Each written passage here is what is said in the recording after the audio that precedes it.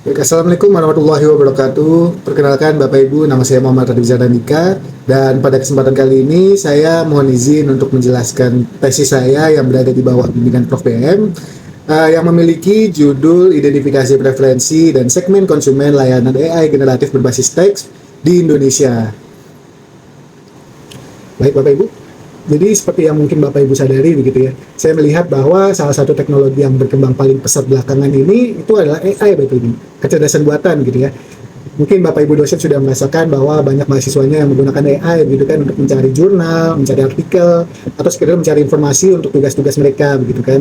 Nah ini menjadi tanda begitu ya bahwa memang adopsi AI di Indonesia itu sudah cukup masif Bapak Ibu di berbagai sektor, berbagai industri. Salah satunya adalah di pendidikan seperti yang tadi saya sebutkan. Nah, padahal kalau kita lihat di Indonesia ini masih banyak tantangan yang dihadapi ya kan, seperti misalnya keterbatasan infrastruktur dan juga rendahnya literasi digital Bapak Ibu. Tapi di tengah tantangan-tantangan tersebut justru masyarakat Indonesia menunjukkan minat yang tinggi Bapak Ibu terhadap penggunaan AI, khususnya untuk AI generatif sebagai AI yang paling baru begitu ya, sebagai AI generasi terbaru saat ini gitu. Dia bisa mengenerate media visual, bisa mengenerate berbagai media begitu kan, bahkan bisa mengenerate foto dan video dan lain-lain begitu. Nah, di sini pangsa pasar AI generatif di Indonesia itu diproyeksikan akan terus meningkat Bapak Ibu. Dan kalau kita lihat secara spesifik begitu, di Indonesia yang paling banyak digunakan adalah AI generatif yang berbasis teks Bapak Ibu. Dimana kalau kita lihat di sini ada ChatGPT, kemudian ada Quillbot, ada DeepL juga. Nah, ini tiga platform yang paling banyak digunakan di Indonesia Bapak Ibu. Nah, ini menunjukkan bahwa industri AI di Indonesia itu sangat menjanjikan sebenarnya. Tapi yang menjadi permasalahan di sini adalah saya melihat bahwa pasar AI di Indonesia itu masih didominasi oleh platform perusahaan mancanegara, Bapak Ibu. Di mana sebenarnya kalau kita lihat ya, sudah ada beberapa platform-platform lokal yang sudah mulai dikembangkan dan disiapkan oleh perusahaan-perusahaan di Indonesia maupun oleh pemerintah kita sendiri begitu, Bapak Ibu. Dan di sini karena memang sedang didominasi oleh platform-platform dari luar negeri gitu ya, tingkat visibilitas dan juga adopsi dari platform-platform lokal menjadi rendah Bapak Ibu, sehingga sebenarnya diperlukan semacam strategi pemasaran yang lebih terarah seperti itu. Nah, penelitian saya ini bertujuan untuk menjawab permasalahan tersebut begitu. Saya mencoba untuk menghadirkan penelitian yang bisa membantu platform-platform atau perusahaan-perusahaan lokal di Indonesia untuk bisa berkompetisi dengan baik gitu dengan platform-platform luar negeri, dengan menjawab kira-kira seperti apa sih preferensi konsumen di Indonesia terkait dengan layanan AI generatif yang berbasis teks, kemudian segmen seperti apa yang bisa terbentuk dari preferensi tersebut, seperti itu. Nah, di sini penelitian saya menggunakan 3 teori dan juga 1 model, di mana teori yang saya gunakan adalah teori offline behavior, kemudian teori motivasi, dan juga teori segmentasi pasar, Bapak Ibu. Kemudian untuk modelnya saya menggunakan model multi-attribute attitude model, Bapak Ibu, di mana saya juga mempertimbangkan argumen-argumen dari penelitian terdahulu terkait dengan topik penelitian yang serupa, dan saya melihat masih ada beberapa gap yang mungkin bisa saya jembatani begitu ya, saya lengkapi dengan penelitian saya ini, di mana saya melihat bahwa penelitian-penelitian terdahulu itu masih jarang meneliti layanan AI generatif secara spesifik di layanan AI generatif yang berbasis teks Bapak Ibu.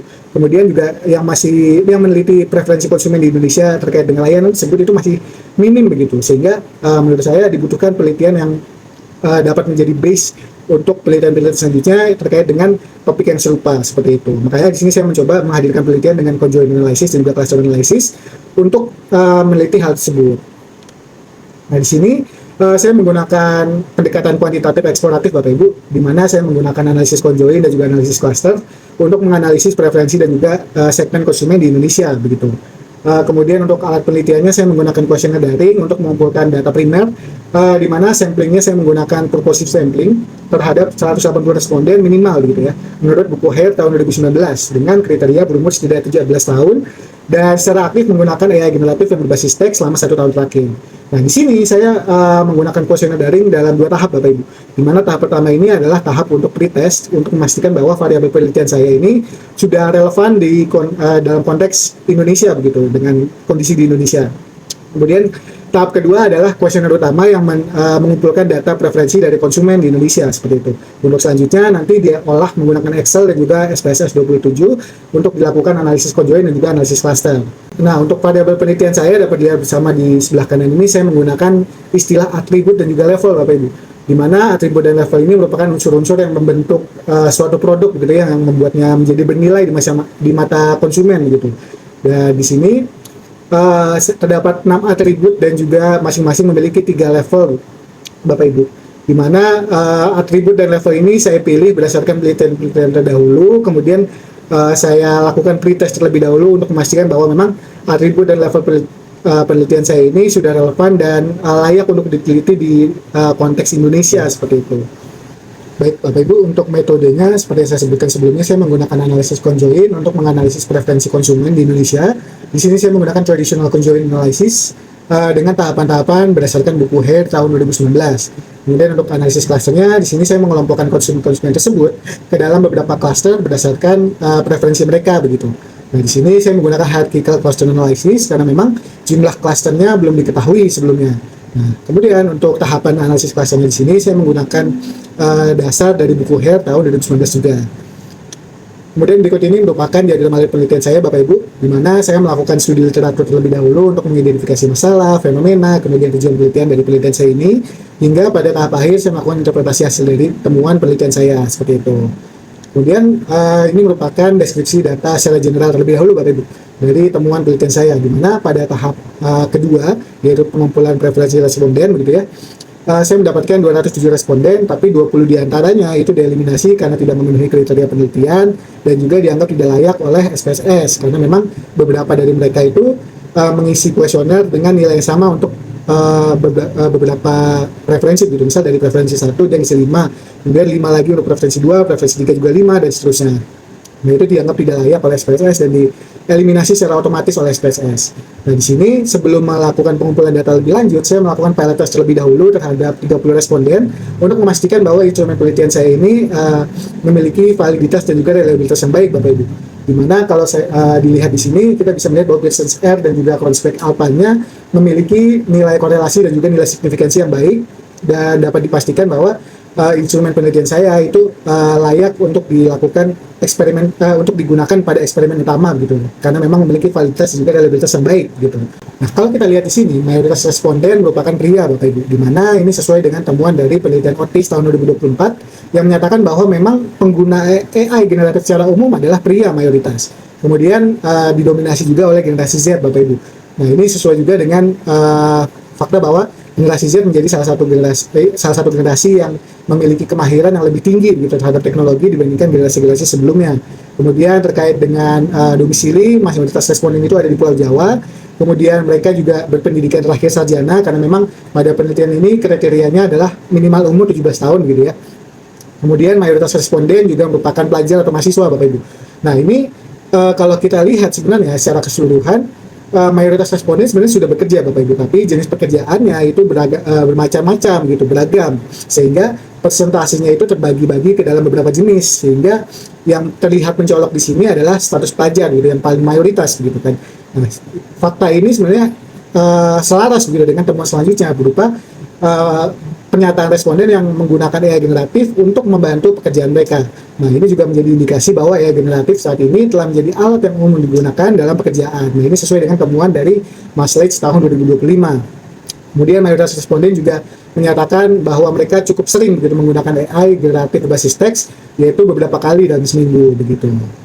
Nah, untuk temuan dari analisis conjoint dapat dilihat bersama Bapak Ibu dari tabel berikut ini, di mana harga berlangganan itu menjadi atribut yang paling diperhatikan oleh konsumen di Indonesia Bapak Ibu.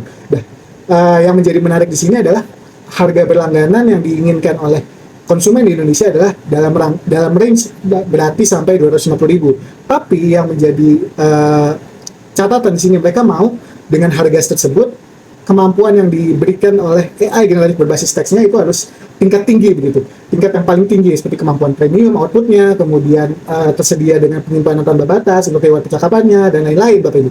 Nah, menurut saya ini menjadi cerminan yang cukup realistis gitu Bapak Ibu untuk permintaan atas produk di Indonesia begitu kan, dengan harga yang rendah tapi dengan kualitas yang sangat tinggi begitu.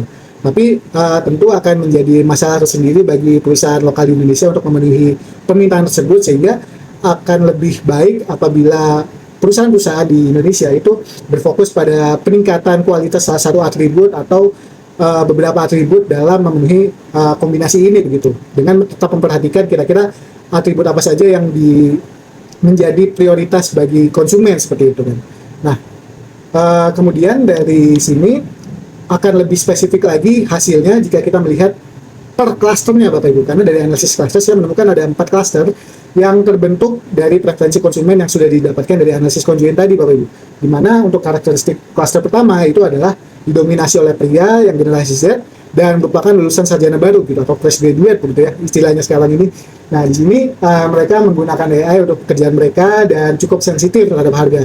Mereka menyatakan bahwa mereka suka dan willing to membayar gitu ya dengan harga 250.000 hingga 500.000, di mana mereka sadar dengan harga yang mid range ini mereka cukup dengan kemampuan standar tapi memiliki kemampuan penyimpanan terkait dengan riwayat percakapan yang tanpa batas, atau sebaliknya mereka rela melakukan trade off antara kemampuan kapabilitas output ya dengan riwayat percakapan yang dimiliki oleh si AI ini. Jadi misalnya kemampuan standar dengan riwayat percakapan tanpa batas, atau sebaliknya kemampuannya ditingkatkan menjadi kemampuan lanjutan tapi memiliki penyimpanan riwayat percakapan yang terbatas begitu. Kemudian mereka yakin dengan perusahaan mancanegara atau perusahaan besar ternama di Indonesia itu bisa menghadirkan produk yang seperti itu. Kemudian untuk gaya bahasanya mereka tidak mau ambil pusing gitu ya. Mereka lebih suka AI-nya atau si AI generatif berbasis teks ini yang memilihkan kira-kira gaya berbahasa gaya komunikasi seperti apa yang lebih cocok dengan mereka begitu. Apakah natural ataupun formal tone gitu.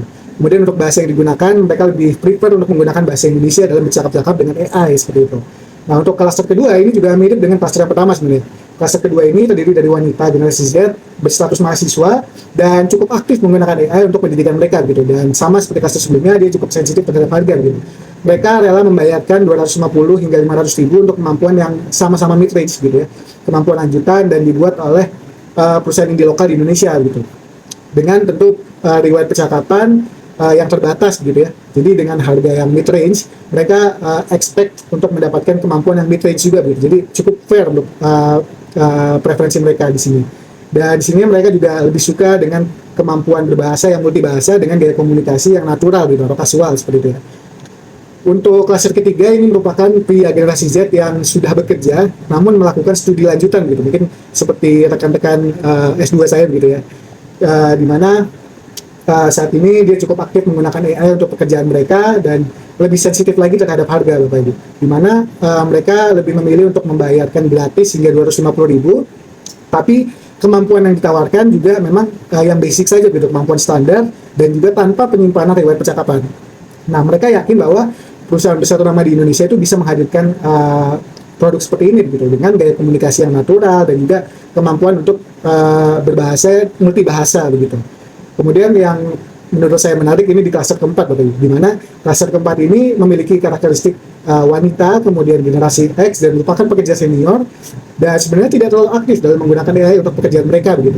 Dan yang menjadi menarik adalah mereka mampu dan bersedia untuk membayarkan lebih untuk AI generatif berbasis teks begitu. Mereka rela untuk membayarkan lebih dari 500.000 untuk kemampuan yang lanjutan tanpa penyimpanan riwayat percakapan. Nah ini menjadi cukup menjanjikan gitu ya untuk perusahaan-perusahaan lokal untuk menghadirkan AI generatif berbasis teks dengan kemampuan mid range bahkan ke bawah ya, tapi bisa dibayarkan klaster ini rela membayarkan lebih dari 500.000 untuk layanan tersebut seperti itu. Nah dia yakin bahwa perusahaan mancanegara atau perusahaan besar ternama di Indonesia itu bisa menghadirkan produk tersebut atau layanan tersebut dengan kualitas yang baik begitu ya. Kemudian untuk gaya komunikasi dan juga bahasa yang digunakan itu tidak terlalu penting bagi klaster ini begitu ya. Kemudian ini merupakan implikasi manajerial dan juga implikasi teoritis dari penelitian saya Bapak Ibu, di mana implikasi teoritis ini menggambarkan bagaimana teori-teori dan juga model yang saya gunakan dalam penelitian ini diterapkan dalam temuan-temuan penelitian saya. Sementara untuk implikasi manajerialnya ini dapat dilihat bersama merupakan strategi yang saya offer kepada perusahaan-perusahaan lokal untuk dapat diterapkan sebagai pertimbangan strategi-strategi yang akan mereka terapkan dalam pemasaran mereka seperti itu.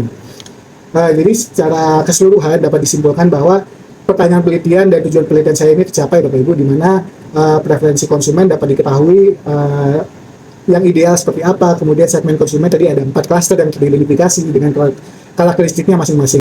Kemudian berikut ini merupakan saran untuk penelitian selanjutnya Bapak Ibu. Ada 3 suggestion yang saya propose untuk penelitian selanjutnya, yang diharapkan dengan 3 saran ini penelitian selanjutnya bisa mengembangkan topik yang serupa dengan penelitian saya. Mungkin sekian dulu dari saya. Assalamualaikum warahmatullahi wabarakatuh.